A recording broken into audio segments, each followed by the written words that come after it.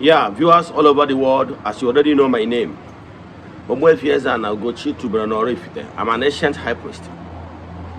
Abụ m onye isi nchụaja na ugochitubelu ọdịnala temple. Anyị na-agba afọ gbaa family emenụkwazị ọrụ mmụọ dị iche iche. Abụkwazị m onye isi nchụaja na ọdịnala Restoration Evangelical Commission, bụrụ onye mgbasa ozi ọdịnala Igbo. So you can call me a priest or an evangelist. I will answer. My mission is to help people live better life. N'ụbọchị taa n'oge awa nke eziokwu, isiokwu anyị ji wee bịa bụ all you need to know about Uka Odinana. Ihe niile ị kwesịrị ịma gbasara Uka Odinana. Ụfọdụ ndị mmadụ na-asị na ọdịnala enwere ụka. Ụfọdụ ndị mmadụ a na-ekwu okwu dị iche iche. Mana ịnebe anya n'okwu ha na-ekwu, ịma na onye anwa nọ ọghọtara nwere right understanding. Ọ marọ na o nwere ihe kwesịrị ime ka Igbo spirituality wee nwee ike embark on universal reform.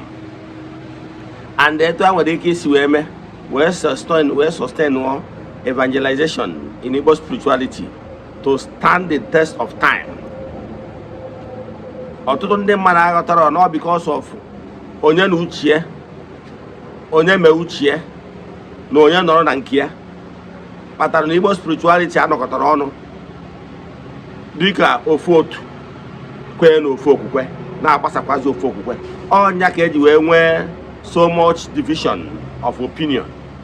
Ọ dịrọ harmonize, and anaeze ọbụla bidoro megide anaeze ibie cannot grow.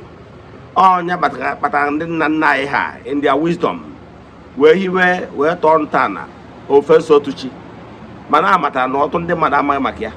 Ofe sotuchi ntọala ya tọrọ ntọala ya na December 12, 1948. Yes, I will explain. But before we dive into today's lecture, important announcement. Echefuna, now in the month of July, our monthly ritual is ongoing. You can join us in all we do in the temple. Neso to go in the temple, Chuaja, go for Kubiokuni Sindrine Soela all over the world. The friends of the temple, the children of the temple, the members of Ordinary Restoration Evangelical Commission and consecrated group. It was I see me, my Aja, he can go 4 years now. We have massive testimonies. Yeah. About the tradition, I chat him on WhatsApp. If all the 3 prayer requests I get, they were an altar. Now, I could be open to on one. Yes. Because of Sunday, so I have again, what Anchicota Baja. But it pass on. We have massive testimonies. But as you all know, we don't share them on social media. I can nobody hide my cabia. Manamalo Nachukune, Medonwaya. About the tradition, my WhatsApp number on the screen is 0805-7837-672. Let us progress. Okwan cause of them Babu, abonnable child of the temple. Echefuna Naja, annual festival na September 15th. After I don't know about child of the temple, guess what I have. Yes. Abuna, it was child of the temple. When I may have a moment, I Echefuna Nega chat in the WhatsApp. And what you have to game. Because this year festival is a special festival. My WhatsApp number remains 0805-7837-672. Now let's proceed. Get a candy kumakia. Then Tanya, only him and Noboda, Manotunde Madamaya. They can say Kube. What you don't know remains a mystery to you and not to all. And vice again, seek for wisdom and knowledge. Because if you are knowledgeable, a master. If you lack knowledge, you remain a slave. In the year 1948, December 12 to be precise, Angelo ndị na-egwu kolu n'Enugu, ndị bai ụmụ Africa, ndị kwenyelu na nwere onwe nke ala Africa. Ha na-arụ ọrụ na coal mining site dị n'Enugu. Ịma na ya bụ ọrụ dị very risky. Ha na-anakpu n'ime ana, ọtụtụ n'ime na anọkwa ebe anwa. Ihe ọdachi adabata ha lose their life. Ha wee kpọkuo ndị gọọmenti na-achị oge ahụ ndị anyarị. Wee sị ya si review ihe a na-akwụ ha tọrọ a na-akwụfa na dịka salary ka etinyegwuo ya ihe maka ihi na ọtụtụ ime ha na-etinye ndụ ha na ya bụ ọrụ ha na-arụ maka na ọ dị too so risky. Ndị gọọmenti na-achị mgbe abụ ndị anyarị eṅere ntị, ha wee mee protest, peaceful protest. Wee zipụta ndị ọrụ nchekwa wee gbagbuo imirikite n'ime ha. Na ya bụ mgbe a na-agwa gị ha ndị ndu nọ mgbe anwa dịka mmadụ dịka Nnamdi Azikiwe and rest of them kpọkwara ndị na-achị ndị obere dị iche iche ka edo olu ndị a ofufe mass burial, mana akpọrọ ndị ụka Rome ha enwere ike ha sị na ha eje, kpọọ ndị ụka England ha jụ na ha ama eje, kpọọ ndị Methodist ha jụ na ha ama eje. Now maka na gịnị mere na ha ji si na ha ama eje?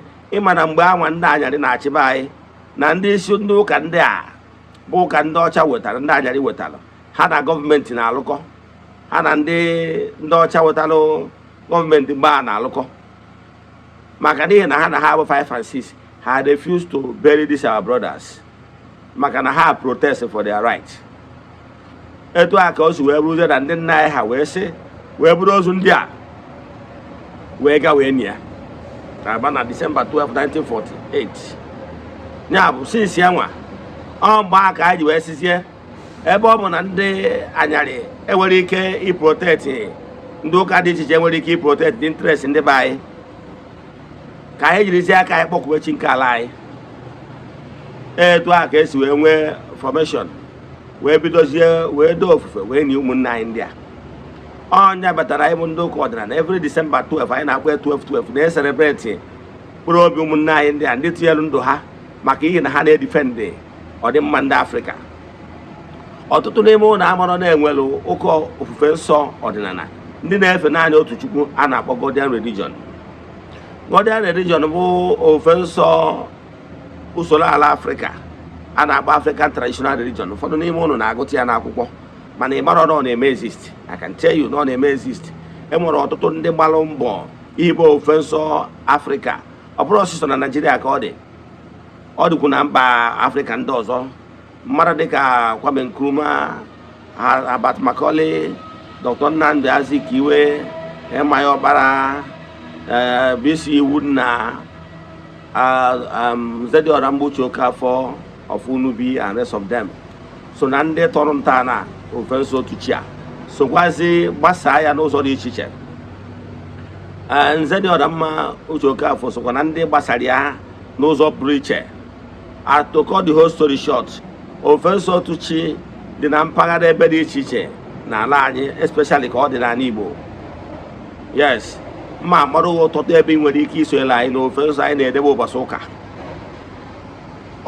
The mission bụ to harmonize were ọdịnala na omenala anyị, ụzọ anyị si akpọku Chukwu nke dị mma ka o wee suit modern reality, wepụkwazi ndị adịrọ mma.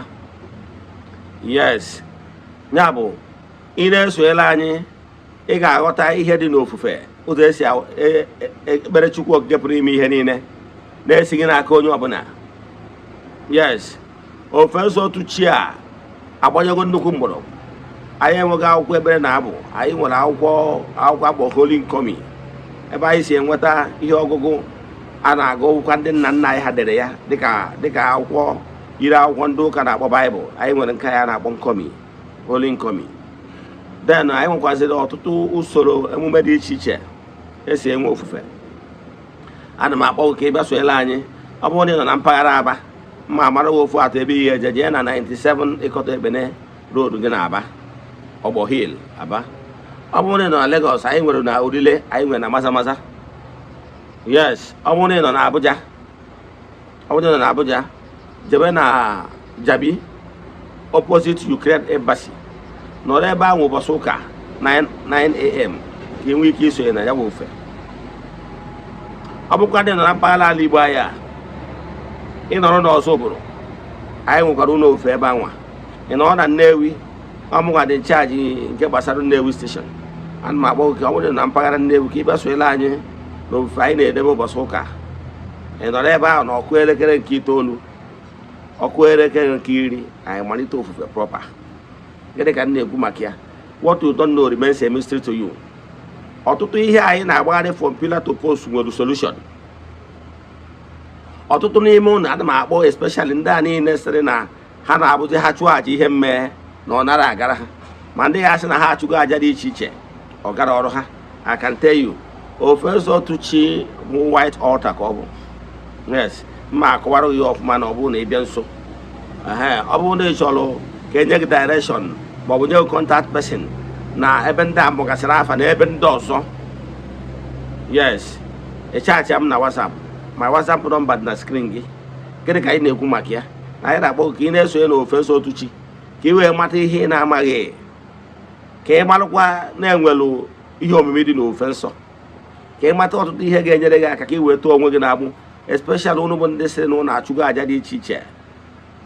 Ọ dị ka na-agba mmiri n'elu okwute, ma ọ bụ ndị mmụọ so gị ma ọchị gị adịghị anabata aja ihe mmee, ka ị sonyela anyị n'ofe nsọ otu chi. Let us pray. Ekwere m na Chineke, ekwere m na ọ dịghị ihe siri m ike nke Chineke na-apụghị izi m ụzọ m ga-esi lụgbuo ya, n'ihi na ọ mazụrụ ihe niile. Obi m siri ike na Chineke emeworo m ya, ya gazie. May the blessings of Chukwu Okike pụrụ ime ihe be with you all. May you be protected, may you be blessed now and forevermore. Ya gazie, udo dịrị unu.